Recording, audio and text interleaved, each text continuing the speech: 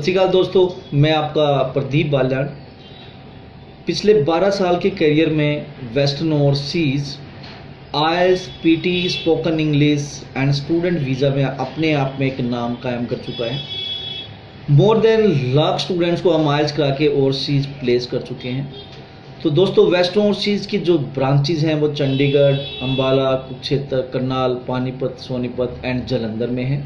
तो दोस्तों, western overseas के पास हर एक कंट्रीज़ के लिए सेपरेट काउंसलर है, कंट्री हेड है, ताकि आप लोगों को सर्विसेज दी जा सके। टाइम टू टाइम इस टाइप की वीडियो हम अपलोड करते रहते हैं। आज स्पेशल इस वीडियो का पर्पज़ है आप लोगों को जागरूक करना ऑस्ट्रेलिया को लेके। दोस्तों, ऑस्ट्रेलिया आज डे बाय डे स्ट्रिक्ट होता जा रहा है और कई बार एक चंगा स्टूडेंट, अच्छा स्टूडेंट जिसका वीज़ा लगना चाहिए, अवेयरनेस न होने के कारण, किसी गलत कंसल्टेंट के पास फंसने के कारण वो अपनी रिजेक्शंस ले बैठता है, डिजायर्ड कंट्री, अपने ड्रीम कंट्री में पहुंच नहीं पाता। तो दोस्तों, मेरे पास हज़ारों स्टूडेंट ऐसे आते हैं, पर्सनली मिलते हैं, यूट्यूब से मैसेज आते हैं, फेसबुक से मैसेज आते हैं, ईमेल्स मुझे करते हैं और पता लगता है कि ये स्टूडेंट रियली एक डिजर्विंग कैंडिडेट था, ये अब्रॉड जा सकता था, ये ऑस्ट्रेलिया में अपनी पढ़ाई कंप्लीट कर सकता था, लेकिन किसी ने किसी गलत कंसल्टेंट के पास फंसने के चक्कर में उसके को हरासमेंट मिली और उसका वीज़ा रिजेक्ट हुआ और आज वो इंडिया में वापस बैठे हैं। तो दोस्तों, आज कुछ स्पेशल टिप्स एंड स्ट्रेटजीज सिर्फ एंड सिर्फ आप लोगों को अवेयर करने के लिए रहेंगी। पहली बात, देखिए, आप आईएलटीएस कर रहे हैं, आईएलटीएस करते वक्त भी आपको इस चीज़ का ध्यान रखना है कि किस कंसल्टेंट या किस आईएलटीएस एकेडमी से आप आईएलटीएस कर रहे हैं। क्या रियली वो आईएलटीएस फैकल्टी डेडिकेटेड है, डिजर्विंग है, क्वालिफाइड है, ब्रिटिश काउंसिल और आईडीपी से क्या ट्रेंड फैकल्टी है या नहीं है। अगर आपको लगता नहीं है तो सिर्फ एंड सिर्फ एक चीज़ बोलना चाहूँगा, वेस्टर्न ओवरसीज में आइए, फ्री डेमो लीजिए और अपना टाइम सेव करिए। जितना स्कोर आप लेना चाहते हैं उससे ज़्यादा स्कोर आपका आएगा। Reason behind this, we have the infrastructure, we have the dedicated faculty, we are result oriented और जो स्कोर आप चाहते हैं उस स्कोर को दिलाने में दिन रात आपकी हम हेल्प करेंगे। उसके बाद बात करते हैं जी आईएलटीएस स्टडी वीज़ा की। स्टडी वीज़ा में खासकर ऑस्ट्रेलिया में आज की डेट में नॉन जीटी के कारण बच्चों के वीज़ा रिजेक्शन हो रहे हैं। GT criteria day by day strict होता जा रहा है क्योंकि पीछे जो गलतियां इंडियंस ने की हैं, एम्बेसी ने उन सब चीज़ों से सीख के डे बाय डे अपना क्राइटेरिया स्ट्रिक्ट कर दिया है। तो दोस्तों, बहुत से स्टूडेंट ऐसे आते हैं जो 2-2 साल से आईएलटीएस कर रहे हैं। तो एम्बेसी पूछना चाहती है, भाई तूने 2 साल में आईएलटीएस की, ये गैप क्यों है? आपने 15 में अपनी लास्ट एजुकेशन की, अब 17 है, 17 से 18 आने वाला है, अभी तक आईएलटीएस नहीं हो रही थी।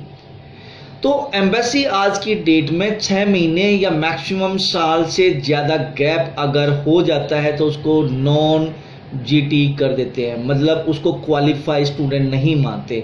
वो पूछते हैं कि what you did between this gap.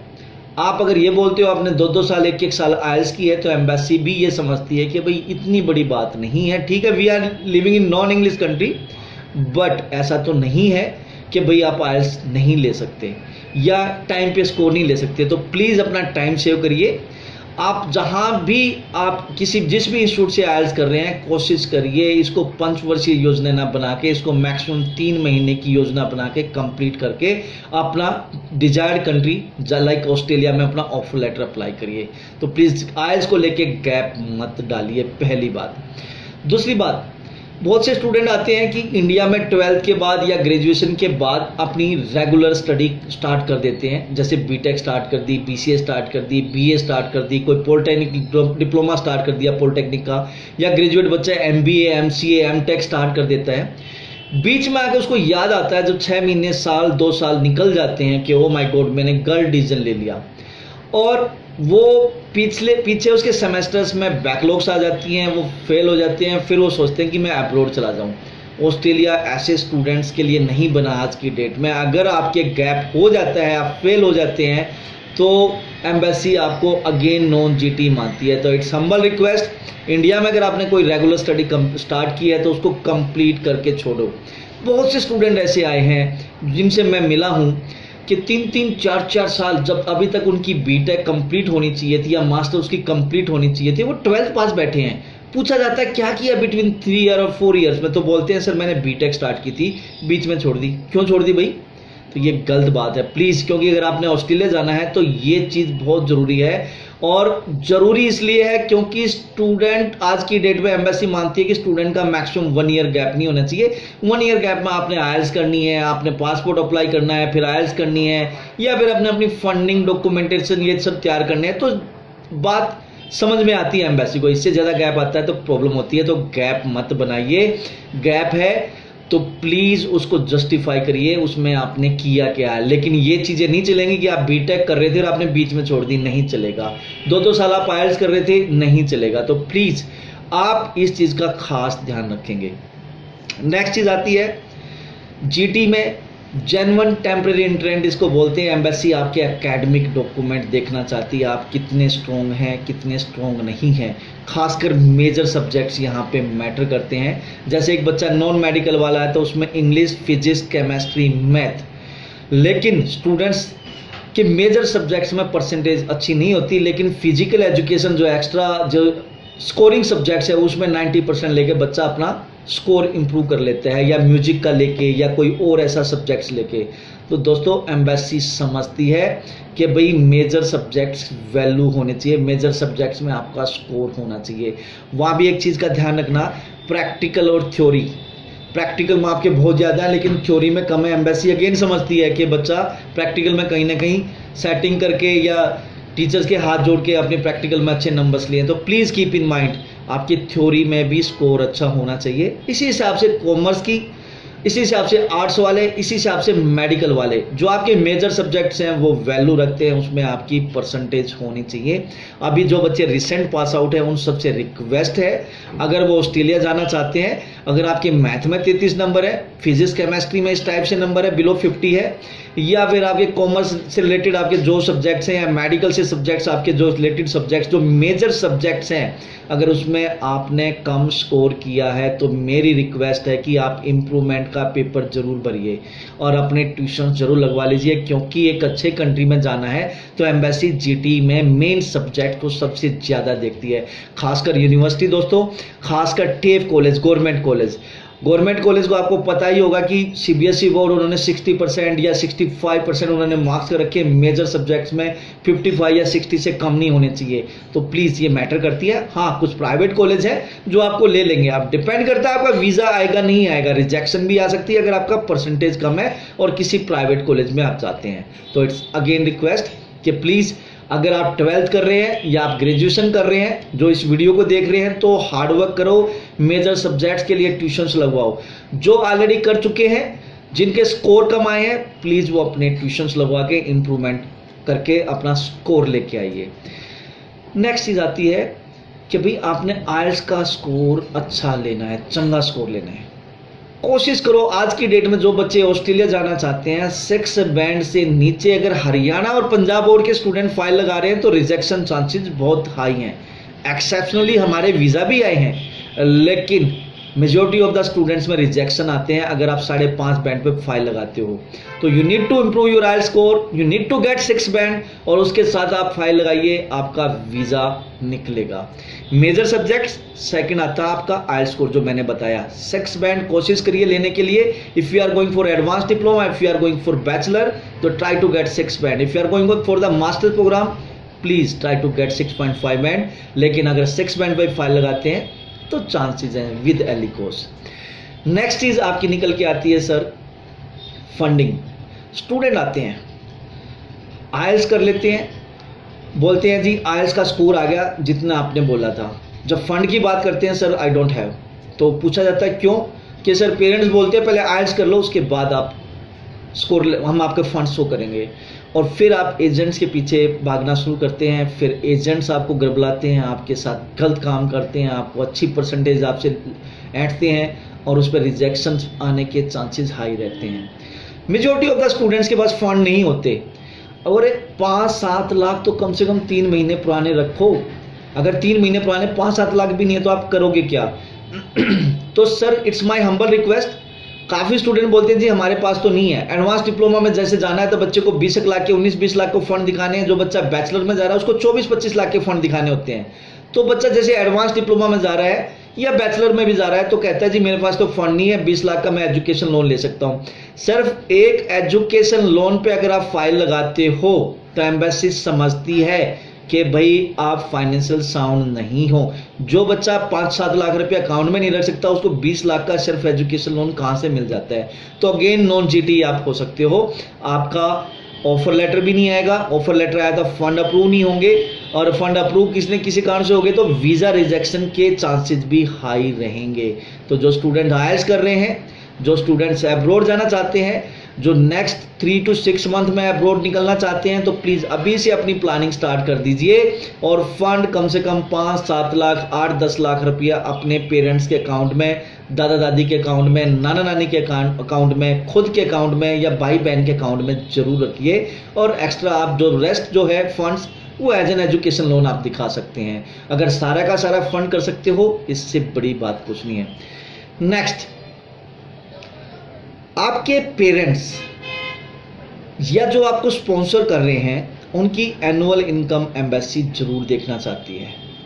Like majority of the students आते हैं, पूछा जाता है पापा क्या करते हैं जी, एग्रीकल्चरिस्ट है, मम्मी क्या कर रहे हैं, हाउसवाइफ है, भाई बहन क्या है जी, वो कॉलेज में पढ़ते हैं या जॉब कर रहे हैं लेकिन आईटीआर नहीं भरते। तो भैया अगर आपकी सिर्फ एंड सिर्फ पूछा जाए एग्रीकल्चर इनकम पूछी जाती कितनी होती है सर, 4 लाख। ये 4 लाख रुपए कमाने वाला बच्चा 1 साल की ट्यूशन फीस, 1 साल की लिविंग कॉस्ट और रिटर्न एयर फेयर 19 लाख से लेके 25 लाख रुपए जो बनता है वो कैसे खर्च सकता है। तो एम्बेसी बोलती है कि भाई अगर आप 24-25 लाख रुपए आपका सालाना खर्चा है तो कम से कम उस हिसाब से आपकी इनकम भी तो होनी चाहिए। और इनकम का मतलब ये नहीं है आपके अकाउंट में है वो आपकी इनकम मानी जाएगी। इनकम का मतलब है कि जो भी आपके पेरेंट्स के जो भी आपको स्पॉन्सर कर रहे हैं उसके जो ऑक्यूपेशन है वो किस हिसाब से शो हो रहे हैं, उनकी आईटीआर या तहसीलदार इनकम सर्टिफिकेट कितने अमाउंट का है। तो यहाँ प्लीज़ मेरी आपसे रिक्वेस्ट है, आपके जो भी स्पॉन्सर्स हैं, मम्मी पापा दादा दादी नाना नानी भाई बहन, उन सबके पैन कार्ड्स और जो भी प्रोफेशन उनका प्रोफेशन के हिसाब से उनकी आईटीआर या तहसीलदार इनकम सर्टिफिकेट होना चाहिए, ताकि एम्बेसी ये जस्टिफाई कर सके, एम्बेसी आपको वीज़ा दे सके, ताकि एम्बेसी ये देख सके कि yes you are the genuine student, you are the financial sound students, you are going abroad for higher education, you deserve, because आपकी सारी फैमिली कुछ न कुछ कमा रही है।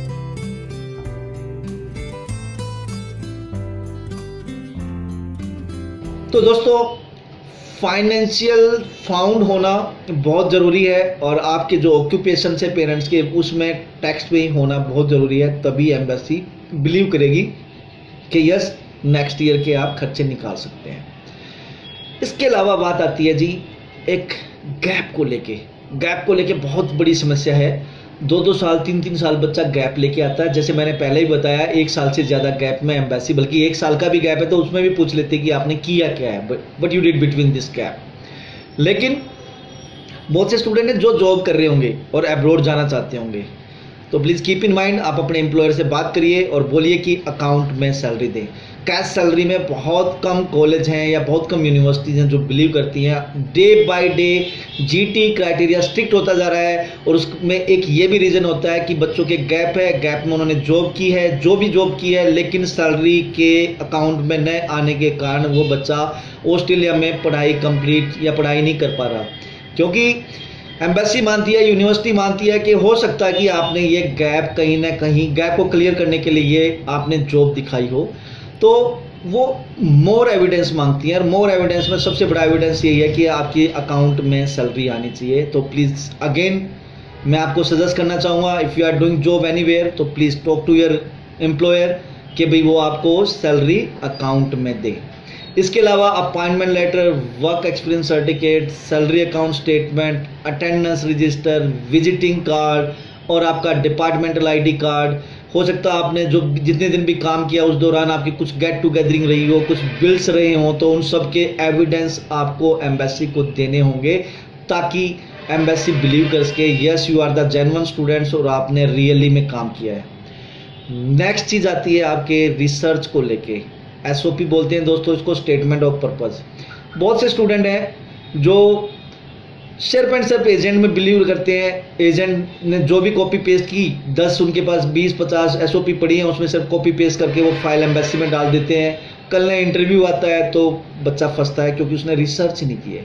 तो एम्बेसी चाहती है कि वो स्टूडेंट उनके कंट्री में आए जिसने रिसर्च किया है, स्किल्ड स्टूडेंट आए जो रियली में कैपेबल है, जो रियली में वहाँ पढ़ना चाहते हैं, और रियली में जो बच्चे, जिन बच्चों ने अपना रिसर्च किया है वो बच्चे वो चाहते हैं। तो वो इंटरव्यू अगर होता है या आपका स्टेटमेंट ऑफ पर्पज हो जाता है तो उसमें सबसे पहला पूछा जाता है कि भाई about your family, about your education, आपने ऑस्ट्रेलिया क्यों चूज़ किया, वाई चूज़ द ऑस्ट्रेलिया, आप Canada, Europe, UK, USA, New Zealand क्यों नहीं जा रहे, सिर्फ ऑस्ट्रेलिया ही क्यों जा रहे हो।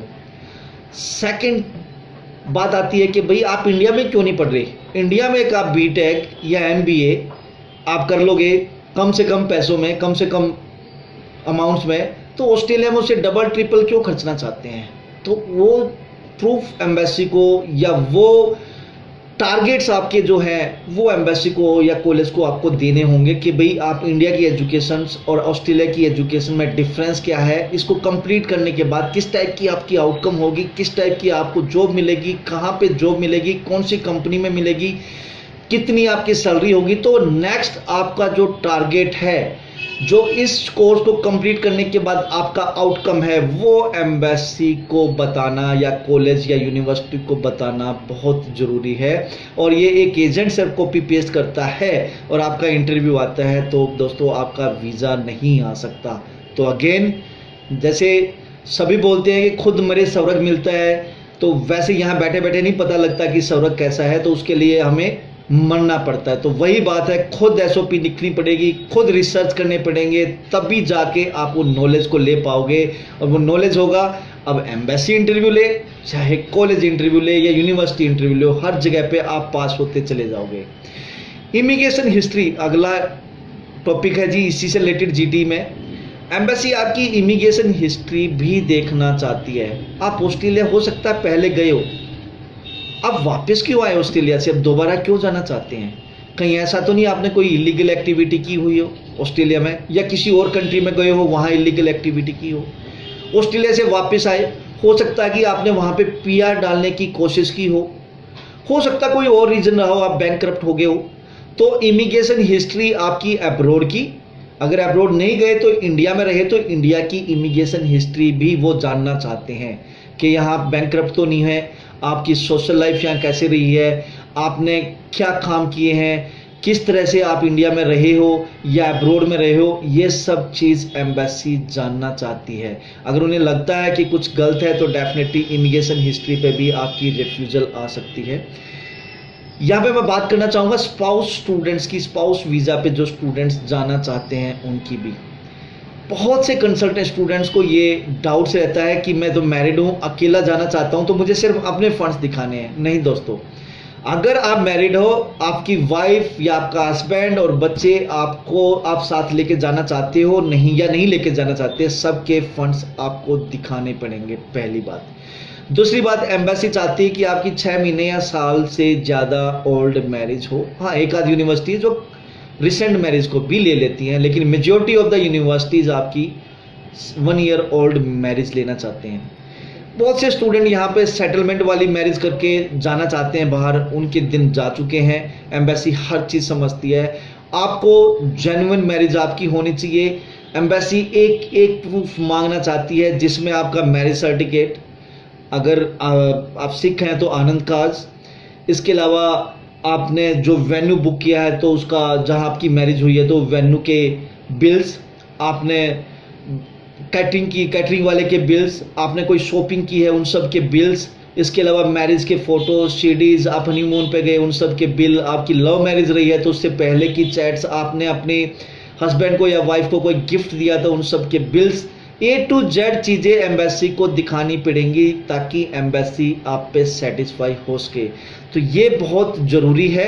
इसके अलावा most majority of the university ये चाहती है कि जो स्पाउस है वो, अगर लड़का खास कर है तो वो ग्रेजुएट हो। अगेन मैं बोलना चाहूँगा, एक्सेप्शनली कुछ यूनिवर्सिटीज़ हैं जो स्पाउस को 12th पास भी ले लेते हैं, otherwise majority of the university want कि जो स्पाउस खास कर जो लड़का है या बॉय है वो ग्रेजुएट होना चाहिए।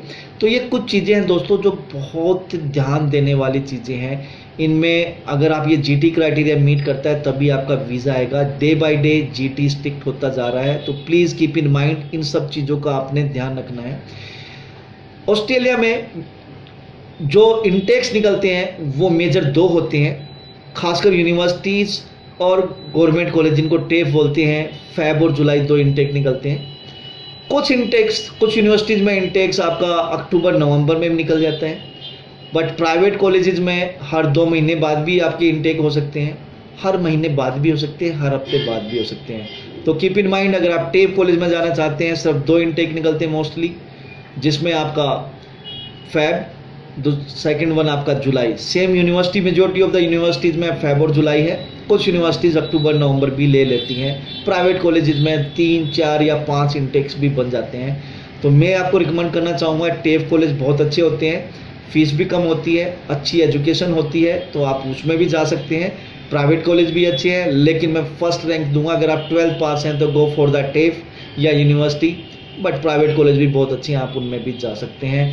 कीप इन माइंड, जो अभी SSVF चल रहा है, जिसके अंदर ये जीटी क्राइटेरिया है, जिसको बोलते हैं सिंप्लीफाइड स्टूडेंट वीज़ा फ्रेमवर्क, मुझे पहले बोलना चाहिए था, फिर भी मैं बता देता हूँ। SSVF simplified student visa framework, जिसके अंदर ये जीटी, जैसे मैंने आपको सारी चीज़ें बताई, स्ट्रिक्टली चेक होती है। SSVF के अंदर एम्बेसी चाहती है कि आप सिर्फ एंड सिर्फ उस कंट्री में पढ़ने जाएं, आपकी इंटेंशन सिर्फ पढ़ने की हो, आप पढ़ के वापस आएँ। अगर एम्बेसी को ये लगता है कि you want to settle there, तो नॉन जीटी आप हो जाते हैं, आपकी रिजेक्शन के 100% चांसेस रहते हैं। तो SSVF के अंदर एम्बेसी चाहती है आप जीटी स्टूडेंट हो, जेन्युइन टेम्परेरी इंट्रेंट, मतलब आप जेन्युइन स्टूडेंट हो और टेम्परेरी जा रहे हो और पढ़ के आप वापस आओ। तो अगेन एम्बेसी को ये लगना है चाहिए, और बल्कि होना भी यही चाहिए कि आप सिर्फ पढ़ने जा रहे हैं, आप पढ़ के वापस अपने कंट्री में आए, या ऑल ओवर द वर्ल्ड कहीं और प्लेस हो, ऑस्ट्रेलिया में आप ना रहें। That is SSVF। तो अगेन प्लीज़, एम्बेसी को सेटिस्फाई करना आपके हाथ में है। एक कंसल्टेंट सिर्फ एंड सिर्फ आपकी एम्बेसी, आपके डॉक्यूमेंटेशन को अच्छे तरीके से एम्बेसी में प्रोड्यूस कर सकता है, आपकी इंटरव्यू की प्रिपरेशन करा सकता है। लेकिन कुछ डॉक्यूमेंट है जो सिर्फ आपके हाथ में है, जिसमें आपकी एकेडमिक, आपका आइल्स, आपकी फंडिंग, आपके रिसर्च, ये अगर सारी चीज़ें कंप्लीट है तो दोस्तों मोस्ट वेलकम। हमेशा वेस्ट ओवरसीज आपके साथ है, आपकी वीज़ा के चांसेस पूरे रहेंगे। होप सो दोस्तों आपको ये वीडियो पसंद आई होगी। फ्यूचर में भी टाइम टू टाइम हम इस टाइप की वीडियो अपलोड करते रहेंगे। वेस्टर्न ओवरसीज़ की जो भी नियरेस्ट ब्रांच में आप नियर बाय हैं तो आप वहां आके मेरे से मिल सकते हैं, जिसमें जलंधर है, AGI बिजनेस सेंटर गरा रोड पे हमारा ऑफिस है, नरेंद्र सिनेमा की बैक साइड में। इसके अलावा अम्बाला विकास विहार अम्बाला सिटी में है, चंडीगढ़ सेक्टर 35C में SCO 441442 सेकेंड फ्लोर निक बेकर रेस्टोरेंट के ऊपर सेक्टर 35C। इसके अलावा आप कुरुक्षेत्र भी जा सकते हैं, कुरुक्षेत्र अपना sector 17 opposite old bus stand Bikaner sweets के पीछे। इसके अलावा आप करनाल भी जा सकते हैं, करनाल बस स्टैंड की बैक साइड में SCO 80 first floor western overseas का ऑफिस है। जो भी नियरेस्ट ब्रांच है दोस्तों आप वहां जाके मिल सकते हैं। इसके अलावा मेरा एक फेसबुक पेज है, उस पर भी आप लाइक कर सकते हैं, वेस्टर्न ओवरसीज 172 के नाम से। और टाइम टू टाइम अलग अलग चैनल्स पे भी हमारे शो आते हैं, वो भी आप देख सकते हैं। थैंक यू दोस्तों, थैंक यू।